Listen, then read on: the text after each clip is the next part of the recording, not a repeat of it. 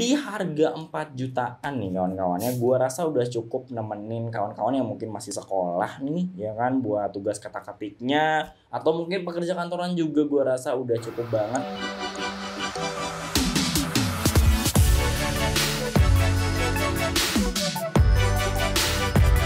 Hey everybody, I'm Dylan Kurang, you can call me Lens. Saya Dil, atau Dylan's Comments on Technology, segmen dimana gue membahas dan komenin berbagai macam hal seperti review, tutorial, dan news seputar teknologi. Video ini dibuat pada tanggal 30 Oktober 2021. Comstek News kembali hadir dengan beberapa berita menarik seminggu belakangan ini menurut gue, dan akan tayang pada tanggal 1 November 2021. Jadi setiap hari Senin lebih tepatnya Comstek News itu ada ya kawan-kawan ya.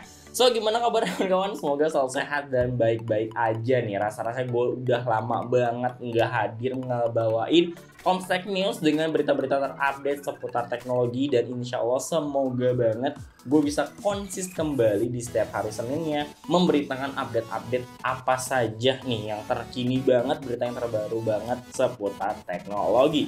Dan gue juga akan melanjutkan mungkin beberapa barang yang bisa gue review yang ada di rumah gue tentunya ya kawan-kawannya, jadi ditunggu aja.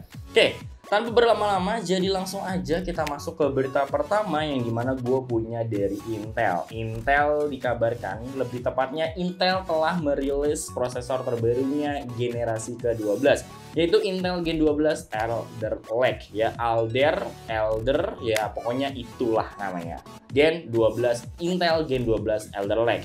Intel juga memberikan beberapa opsi atau seri seperti seri K dan KF dengan urutan tertinggi tentu di i9 2900K.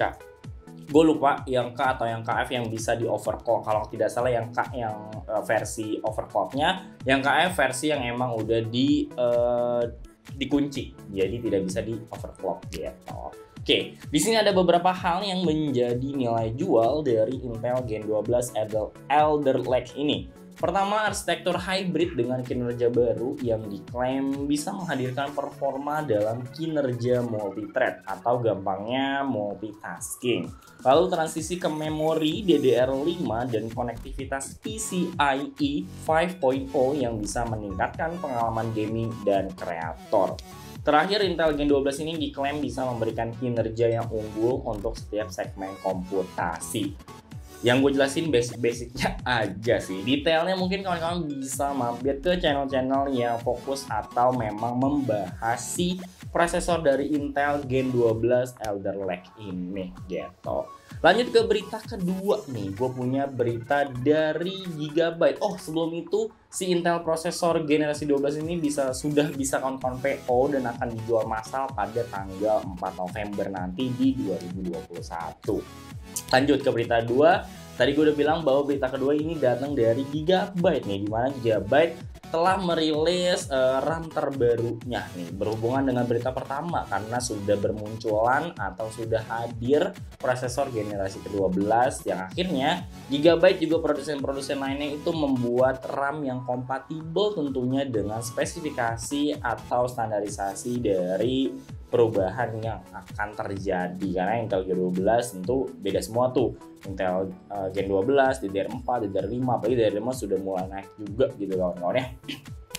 Alright, so Gigabyte ini udah punya RAM nih ya, namanya adalah Aorus DDR5 dengan memorinya sebesar 32 GB, speednya 5200 MHz. Terus RAM dari Gigabyte ini tentu udah banyak penambahan fitur mulai dari XMP Booster, XMP Profile 3.0, ECC On-Die yang dimana fitur ini berfungsi untuk meningkatkan kestabilan data. Terus lebih adem juga ya karena adanya lapisan nanokarbon dan banyak fitur lainnya yang kawan-kawan bisa langsung lihat aja ke website resminya Gigabyte.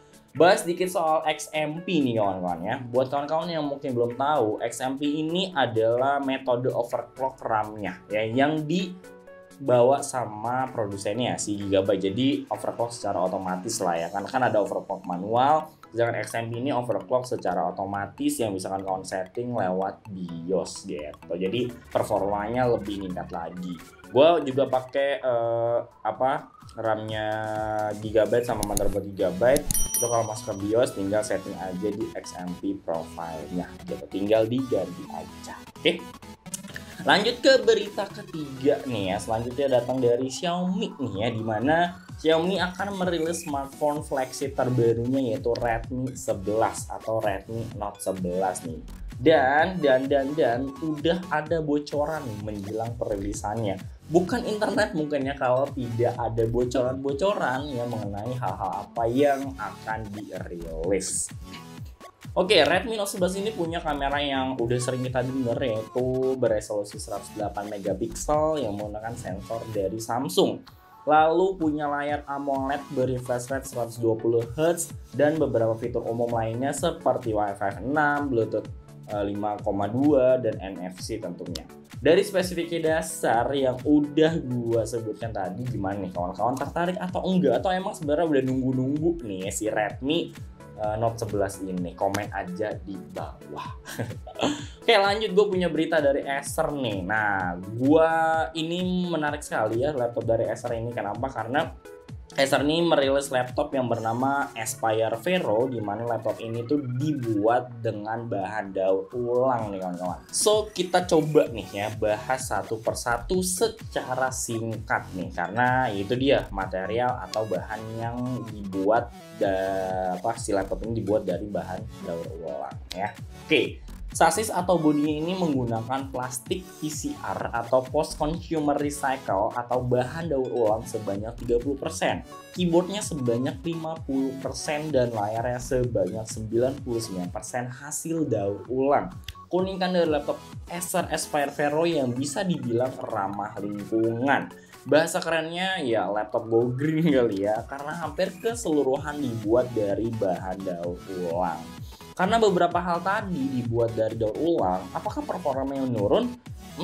Tentu tidak. Laptop ini punya prosesor dari Intel Gen 11, grafisnya Intel Iris Xe, layarnya IPS 15,6 inch, dan asiknya udah langsung dapat Windows 11 out of the box, juga Office Home dan Student 2021, include banget tuh di pembeliannya. Untuk harga dari Acer Aspire Vero ini di kisaran 10 jutaan dan kawan-kawan sudah bisa PO ya, atau beli langsung ke websitenya, atau mungkin udah ada di toko-toko online kesayangan kawan-kawan gitu ya.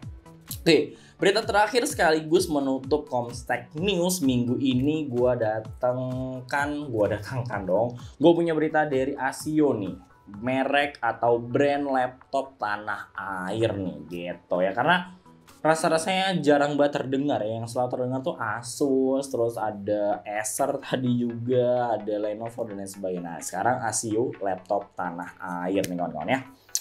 Nama laptopnya adalah ASIO MyBook 14F. Laptop tanah air ini punya banyak peningkatan tentunya. Mulai dari ukuran yang lebih tipis, bezel layar tipis, ditambah layarnya IPS juga sebesar 14 inch dengan resolusi 2,5K ya. Gak cuma itu, ASIO MyBook 14F punya RAM sebesar 8GB dan 256GB SSD untuk storage-nya. Di harga 4 jutaan nih kawan-kawannya, gue rasa udah cukup nemenin kawan-kawan yang mungkin masih sekolah nih ya kan, buat tugas ketik-ketiknya, atau mungkin pekerja kantoran juga gue rasa udah cukup banget kalau yang menggunakan Word, Excel atau PowerPoint ya. Tapi kalau buat yang desain, editing ya gue rasa ini bukan pilihan yang tepat ya gitu.